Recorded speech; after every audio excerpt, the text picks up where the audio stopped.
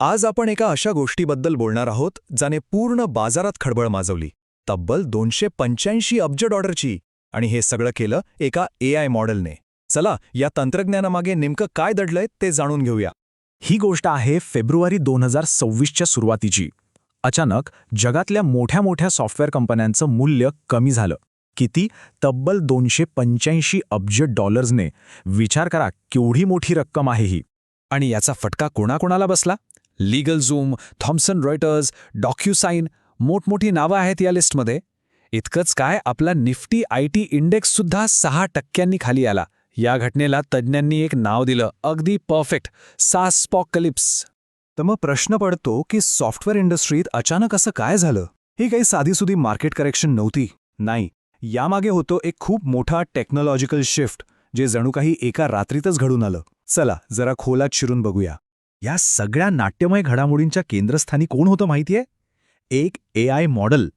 5 फेब्रुवारीला अँथ्रोपिक नावाच्या कंपनीने एक नवीन AI मॉडेल लॉन्च केलं. नाव होतं क्लॉड ओपस 4.6. आता हे समजून घेणं खूप महत्त्वाचं आहे. क्लॉड 4.6 हे काही साधं अपडेट किंवा अपग्रेड नव्हतं. त्याने AIच्या भूमिकेतच एक मूलभूत बदल घडून आणला. म्हणजे बघा, आधी AI कसं होतं? एका असिस्टंटसारखं. आपण काहीतरी सांगितलं की ते मदत करायचं.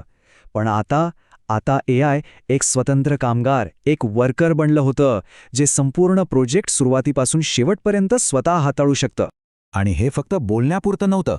स्वायत्त कोडिंगच्या एका महत्त्वाच्या बेंचमार्क टेस्टमध्ये क्लॉड 4.6ने GPT 5.2 आणि जेमिनाय 3 प्रो सारख्या दिग्गजांना मागे टाकलं. तो आता या शर्यतीतला नवीन लीडर होता. त्याच्या या यशामागे एक मोठं कारण होतं त्याची प्रचंड मोठी आणि वापरण्यायोग्य कॉन्टेक्स्ट विंडो. तब्बल 1 मिलियन टोकन्स. सोप्या भाषेत सांगायचं तर हे AI जवळपास 7.5 लाख शब्दांची माहिती एकाच वेळी लक्षात ठेवू शकत होतं. म्हणजे मोठ्या प्रोजेक्टवर काम करताना ते काहीही विसरणार नाही ही खात्री होती. याची एक परीक्षा घेण्यात आली. म्हणजे गवताच्या गंजीतून सुई शोधण्यासारखं काम. आणि यात क्लॉड 4.6ने 76% अचूकता दाखवली. आता गंमत बघा, याच्या आधीच्या व्हर्जनचा स्कोर किती होता? फक्त 18.5%. म्हणजे ही किती मोठी झेप होती याचा विचार करा.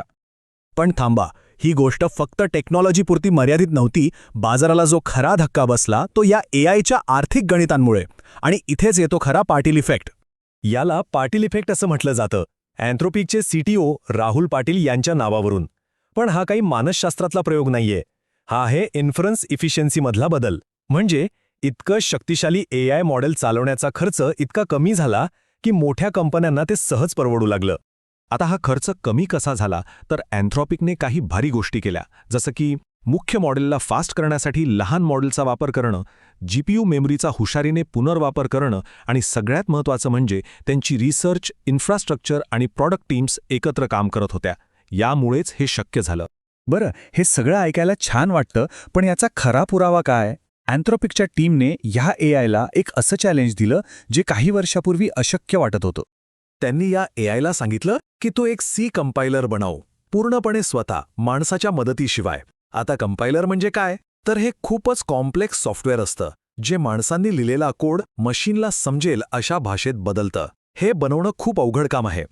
आणि या कामासाठी 1-2 नाही तर तब्बल 16 AI एजंट्सची एक टीम कामाला लागली. त्यांनी मिळून 1 लाखापेक्षा जास्त लाईन्सच्या कोडवर काम केलं. आणि निकाल तर अक्षरशः अविश्वसनीय होते. फक्त 2 आठवड्यात हे काम पूर्ण झालं. खर्च किती? फक्त $20,000. म्हणजे एका ज्युनियर इंजिनिअरच्या महिन्याच्या पगाराएवढा. या कंपायलरने 99% टेस्ट पास केल्या आणि डूम, एस्कुलाइट सारखे मोठे सॉफ्टवेअर यशस्वीपणे कंपाईल करून दाखवले. या एका प्रयोगाने हे स्पष्ट केलं की आपण एका नवीन युगात आलो आहोत. हे युग AI असिस्टंटचं नाही, तर स्वतंत्रपणे काम करणाऱ्या डिजिटल कामगारांचं आहे. आणि हेच कारण आहे की नोशनसारख्या कंपन्यांचे युजर्स म्हणतायत की हे आता फक्त एक टूल नाही, तर एक सक्षम सहकारी वाटतोय. यामागे जे तंत्रज्ञान आहे त्याला म्हणतात एजंट टीम्स. तर ह्या एजंट टीम्स म्हणजे नेमकं काय? कल्पना करा, एकाच प्रोजेक्टवर अनेक AI एजंट्स एकत्र काम करत आहेत. जशी एखादी माणसांची टीम काम करते तसंच. ते एकमेकांशी समन्वय साधतात, एकमेकांच्या कामावर पुढे काम करतात. आणि ते कसं करतात? अगदी माणसांप्रमाणेच. त्यांच्याकडे कामांची एक कॉमन लिस्ट असते. ते कोड मॅनेज करण्यासाठी गिटसारख्या व्हर्जन कंट्रोल सिस्टमचा वापर करतात. आणि एक एजंट दुसऱ्याच्या कामात गडबड करू नये म्हणून फाईल लॉकिंगसारख्या गोष्टीही वापरतात.